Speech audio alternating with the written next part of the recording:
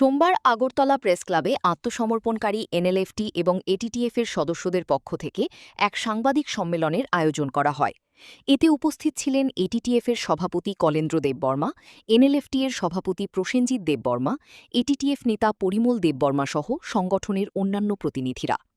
সাংবাদিক সম্মেলনে নেতৃবৃন্দ অভিযোগ করেন, আত্মসমর্পণের সময় সরকার তাদের পুনর্বাসন, কর্মসংস্থান, আবাসনসহ বিভিন্ন সুযোগ সুবিধা প্রদানের প্রতিশ্রুতি দিয়েছিল। কিন্তু দীর্ঘ সময় অতিবাহিত হলেও সেই প্রতিশ্রুতির অধিকাংশ এখনও বাস্তবায়িত হয়নি। ফলে আত্মসমর্পণকারী সদস্য ও তাদের পরিবার চরম অনিশ্চয়তার মধ্যে জীবনযাপন করছেন বলে দাবি করা হয়। তাদের বক্তব্য, বারবার প্রশাসনের কাছে দাবি জানানো এবং বিভিন্ন মাধ্যমে সমস্যার কথা তুলে ধরার পরও কোনো কার্যকর উদ্যোগ গ্রহণ করা হয়নি। এই পরিস্থিতিতে নিজেদের ন্যায্য অধিকার আদায়ের লক্ষ্যে আগামী ১২ জুন থেকে ৭২ ঘণ্টার ধর্মঘট কর্মসূচি পালনের সিদ্ধান্ত নেওয়া হয়েছে। সংগঠনের পক্ষ থেকে আরও জানানো হয়, ধর্মঘটের মাধ্যমে সরকারের দৃষ্টি আকর্ষণ করা হবে এবং দ্রুত আলোচনার মাধ্যমে সমস্যার সমাধান চাওয়া হবে। পাশাপাশি তারা হুঁশিয়ারি দেন, দাবি পূরণে সন্তোষজনক পদক্ষেপ না নেওয়া হলে আগামী দিনে আরও কঠোর আন্দোলনের কর্মসূচি ঘোষণা করা হতে পারে। उसमें डोनर गाइडलाइन दिया है, तो उसमें एग्रीमेंट में कोई डोनर का कोई गाइडलाइन नहीं है उसमें। तो डोनर गाइडलाइन कहाँ से आ गया अभी? तो चलो डोनर गाइडलाइन ही दिया गया, उसमें एक कमिटी बैठाना है, जितना रिप्रेजेंटेटिव है उनको सभी कमिटी में लाना है।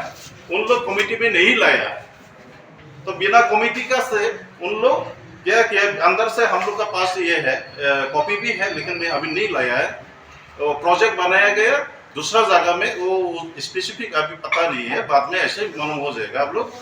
तो उसमें हम लोग का कोई सिग्नेचर नहीं है, हम लोग का प्रोजेक्ट बनाया हुआ नहीं है। उन लोग खुद इंडिविजुअल ट्राइबल वेलफेयर डिपार्टमेंट का तरफ से वो प्रोजेक्ट बना के भेजा है। तो ये मांग हम लोग का है, ये हम लोग नहीं चाहता है। डोनर गाइडलाइन को चेंज करना पड़ेगा, और हमारा जो एफर्ट करके लाया है, जो रिप्रेजेंटेटिव लोग का सिलेक्शन से बेनिफिशियरी को उस हम लोग डेवलप के लिए दे सकता हूँ। इसीलिए हमारा मांग है सेंट्रल गवर्नमेंट, स्टेट गवर्नमेंट को जल्दी से जल्द वो हम लोग वो डोनर गाइडलाइन को। সাংবাদিক সম্মেলন থেকে সরকারকে দ্রুত হস্তক্ষেপ করে আত্মসমর্পণকারী সদস্যদের দীর্ঘদিনের সমস্যা সমাধানের উদ্যোগ নেওয়ার আহ্বানও জানানো হয়। আত্মসমর্পণকারী উগ্রবাদীদের এভাবে কিছুদিন পরপর আন্দোলনের ডাক দেওয়া বা আন্দোলনে অবতীর্ণ হওয়া নিশ্চিতভাবে জনমানে আতঙ্ক তৈরি করে। দেখার বিষয় প্রশাসন কত দ্রুততার সাথে গোটা বিষয় মোকাবিলা করে। Bureau report, news now.